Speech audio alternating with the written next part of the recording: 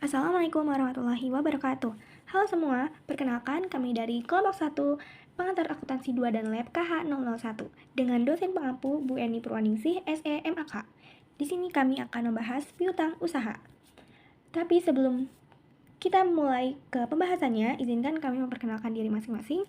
Saya Fadila Hairunisa dengan NIM 2025 0102 142. Nama aku Aulia Putri Asafa dengan NIM 2025 0102 009. Nama saya Calista Putri Agripina dengan NIM 2025 0102 012. Saya Parisya Radwa dengan NIM 2025 0102 057. Perkenalkan, nama saya Arlian Dwi Hapsari dengan NIM 2025 0102 152. Jadi di sini ada 3 syarat umum terbentuknya piutang dari pandangan beberapa para ahli, yaitu PSAK 55, Weren, Rudianto, dan Martani. Syarat pertama yaitu hak untuk menagih. Jadi perusahaan sudah mempunyai hak untuk meminta pembayaran kepada pihak lain. Contohnya, toko menjual barang secara kredit kepada pelanggan. Nah, karena secara kredit, otomatis pelanggan belum membayar, tapi sudah membawa barang yang ia beli. Nah, walaupun belum dibayar, toko tetap punya hak menagih uang tersebut. Jadi, si toko ini sudah ada hak menerima uang dari orang lain. Syarat yang kedua, ada transaksi yang sudah terjadi. Piutang ada karena sebelumnya sudah terjadi transaksi, seperti penjualan barang, pemberian jasa, atau pinjaman.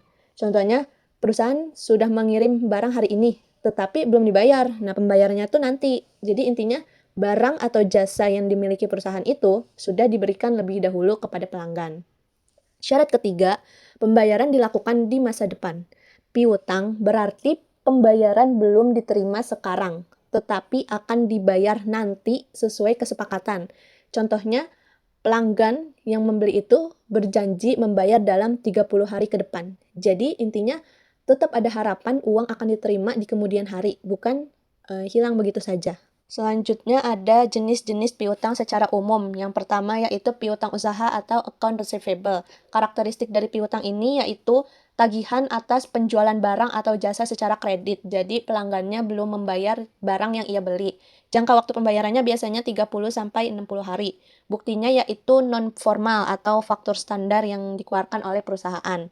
Yang kedua, WC tagih atau not receivable. Karakteristiknya yaitu klaim dengan instrumen kredit formal yang mensyaratkan bunga. Jadi, ada tagihan yang diperkuat dengan surat perjanjian resmi dan biasanya memiliki bunga. Jangka waktu pembayarannya yaitu 60-90 hari atau bisa lebih. Buktinya yaitu perjanjian tertulis atau promise, yaitu surat janji tertulis untuk membayar sejumlah uang pada waktu tertentu. Yang ketiga, piutang lain-lain atau others receivable. Karakteristiknya seperti tagihan non-operasional, seperti piutang bunga, pegawai, pajak, dan lain-lain. Jangka waktunya, jika kurang dari 1 tahun, pencatatan piutang lain-lain ini masuk ke aset lancar. Jika lebih dari 1 tahun, pencatatannya masuk ke aset tidak lancar. Penyajiannya dipisah dalam laporan posisi keuangan agar tidak bercampur dengan piutang-piutang lainnya. Lalu ada macam-macam bukti transaksi. Jadi bukti transaksi dibedakan menjadi 2 jenis, yaitu bukti transaksi internal dan bukti transaksi eksternal. Bukti transaksi internal adalah bukti yang dibuat dan digunakan di dalam perusahaan sendiri. Bukti ini digunakan untuk mencatat kejadian yang terjadi di dalam perusahaan tanpa melibatkan pihak luar. Contohnya adalah memo penyesuaian akhir bulan yang dibuat oleh bagian akuntansi dalam perusahaan tersebut. Sedangkan bukti transaksi eksternal adalah bukti yang berasal dari interaksi dengan pihak di luar perusahaan. Bukti ini digunakan sebagai dasar pencatatan transaksi yang terjadi antara perusahaan dengan pihak lain. Pada bagian eksternal terdapat beberapa jenis bukti. Yang pertama, pemicu piutang berupa faktur atau invoice yang dikirim kepada pelanggan sebagai bukti adanya tagihan kepada perusahaan. Kedua, mutasi dan notifikasi dari bank yang menunjukkan adanya uang masuk atau keluar serta pemberitahuan jika terjadi penolakan pembayaran. Yang ketiga, instrumen pembayaran seperti cek, surat perintah bayar ke bank, atau bukti transfer dari pelanggan. Dan yang terakhir adalah validasi kas keluar, yaitu bukti pengeluaran uang perusahaan seperti setoran bank, rekening koran, atau mutasi bank. Jadi dapat disimpulkan bahwa bukti transaksi merupakan dokumen yang digunakan sebagai dasar pencatatan akuntansi, baik yang berasal dari dalam perusahaan maupun dari pihak luar perusahaan. Piutang usaha merupakan tagihan perusahaan kepada pelanggan yang timbul akibat penjualan barang atau jasa secara kredit. Dalam istilah akuntansi, piutang usaha dikenal dengan sebutan account receivable. Piutang usaha termasuk ke dalam aset lancar, karena umumnya dapat ditagih dan diterima dalam bentuk kas dan dalam jangka waktu kurang dari 1 tahun. Menurut beberapa ahli, pengertian piutang usaha memiliki makna yang hampir sama. Warren, Riff, dan First menjelaskan bahwa piutang usaha adalah jumlah yang harus ditagih dari pelanggan akibat penjualan barang atau jasa secara kredit. Selanjutnya, menurut Rudianto, piutang usaha merupakan klaim perusahaan kepada pihak lain yang timbul dari transaksi kredit dan diharapkan dapat diterima dalam bentuk kas. Sementara itu, Wartini menyatakan bahwa piutang usaha adalah hak perusahaan untuk menerima pembayaran dari pelanggan atas transaksi penjualan kredit yang dilakukan dalam kegiatan operasional perusahaan. Setelah memahami pengertiannya, kita juga perlu mengetahui ciri-ciri dari piutang usaha. Pertama, piutang usaha timbul dari transaksi penjualan secara kredit. Kedua, perusahaan memiliki hak untuk penagihan kepada pelanggan. Ketiga, dalam kondisi tertentu, piutang dapat dikenakan bunga apabila terdapat perjanjian kredit.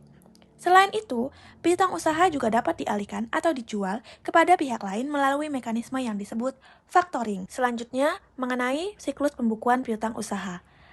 Tahap pertama adalah transaksi penjualan yang menjadi awal mula munculnya piutang. Proses ini dimulai dari adanya pesanan pelanggan atau purchase order.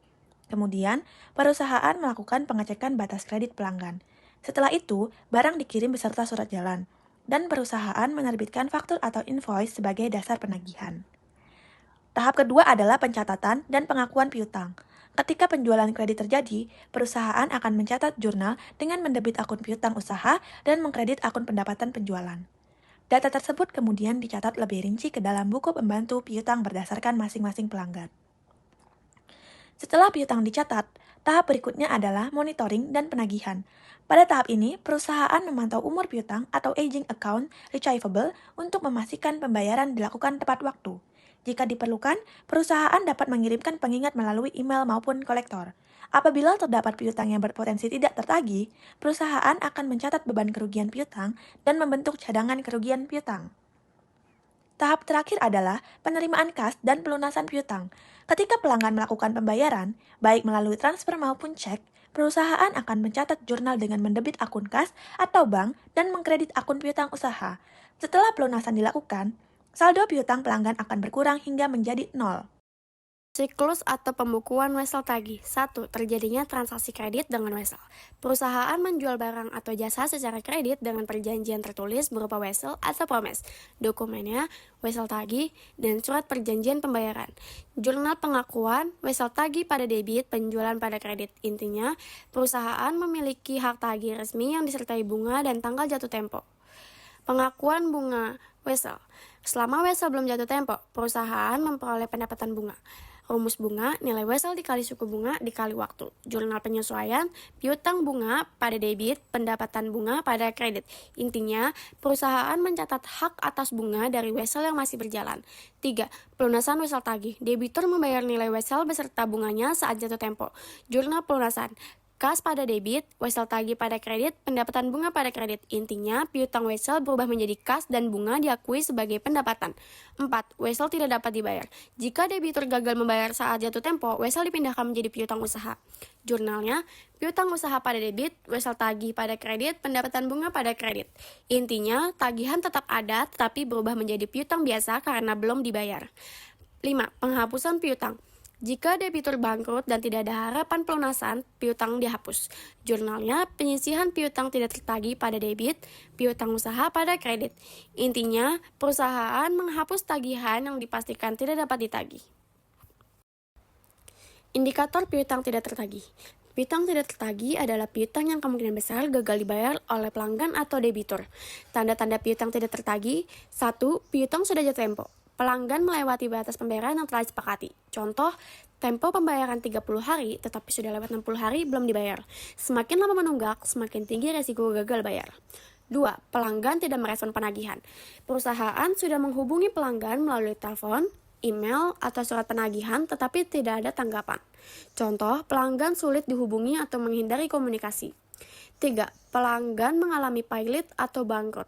Usaha pelanggan berhenti beroperasi atau dinyatakan bangkrut secara hukum.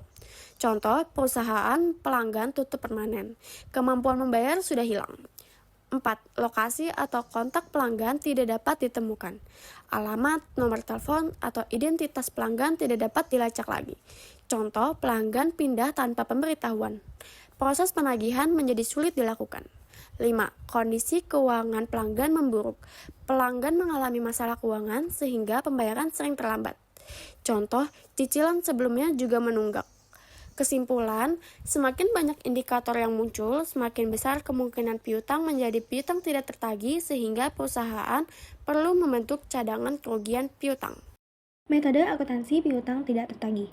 Terdapat beberapa petunjuk bahwa piutang tidak dapat tertagih, yaitu yang pertama saat piutang sudah jatuh tempo, yang kedua pelanggan tidak menanggapi perusahaan untuk menagih, yang ketiga usaha pelanggan tutup, dan yang terakhir kegagalan dalam mencari lokasi atau menghubungi pelanggan. Terdapat dua metode akuntansi untuk piutang tidak tertagih. Yang pertama metode penghapusan langsung atau direct write-off method. Pada metode ini, kerugian piutang baru dicatat saat piutang benar-benar tidak dapat ditagih. Pada saat itu, piutang pelanggan dihapus dari pencatatan. Jika kemudian pelanggan membayar kembali, piutang dicatat ulang dengan jurnal pembalik, lalu pembayaran kas dicatat sebagai penerimaan piutang.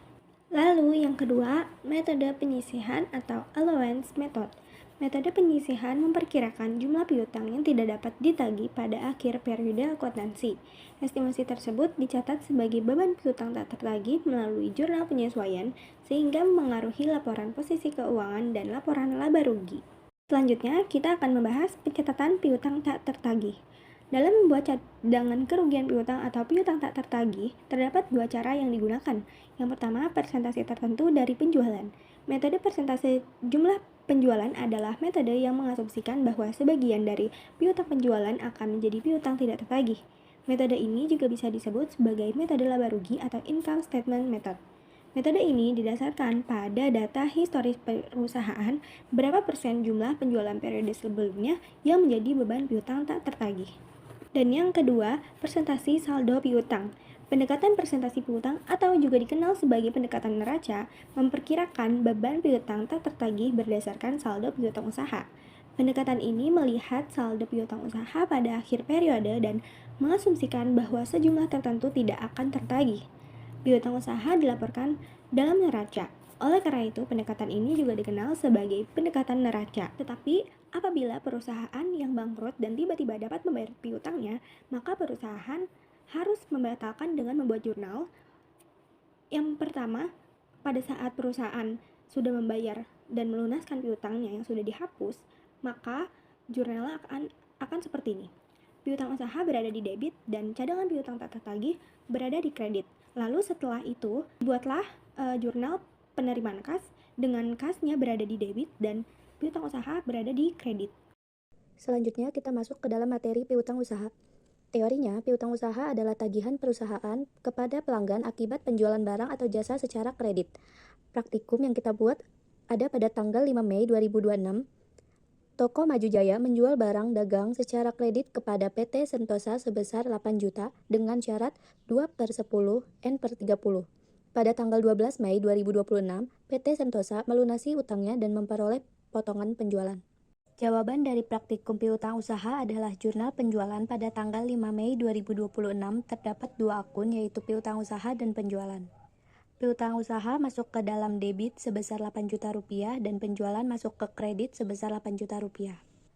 Perhitungan potongannya, potongan sebesar 2% dikali 8 juta hasilnya Rp160.000 dan kas diterima sebesar 8 juta dikurang Rp160.000 hasilnya Rp7.840.000. Selanjutnya kita buat jurnal pelunasan piutang. Pada tanggal 12 Mei 2026, kas sebesar Rp7.840.000 masuk ke debit dan potongan penjualan sebesar Rp160.000 masuk ke dalam debit. Sedangkan piutang usaha sebesar 8 juta rupiah masuknya ke dalam kredit. Kita masuk kepada slide wesel tagih. Wesel tagih adalah surat pernyataan tertulis yang menyatakan pihak tertentu wajib membayar sejumlah uang pada tanggal tertentu beserta bunganya. Praktikumnya, pada tanggal 1 Juli 2026, PT Sukses memberikan pinjaman kepada pelanggan sebesar 10 juta rupiah dengan wesel berbunga 12% per tahun selama 3 bulan. Pada tanggal jatuh tempo, pelanggan melunasi wesel beserta bunganya. Jurnal penerimaan wesel. Pada tanggal 1 Juli 2026, wesel tagih sebesar 10 juta masuk di debit dan kas sebesar 10 juta masuk ke kredit. Perhitungan bunganya, bunga sama dengan pokok dikali tarif dikali waktu. 10 juta dikali 12% dikali 3/12. 3/12 dijumlahkan hasilnya 123. Jadi 10 juta dikali 12% dikali 123 hasil bunganya Rp300.000. Jumlah pelunasannya 10 juta ditambah 300 hasilnya Rp10.300.000. Lalu kita buat jurnal pelunasan wesel. Pada tanggal 1 Oktober 2026, kas sebesar Rp10.300.000 di dalam debit, wesel tagih sebesar 10 juta ke kredit, dan pendapatan bunga sebesar Rp300.000 di dalam kredit.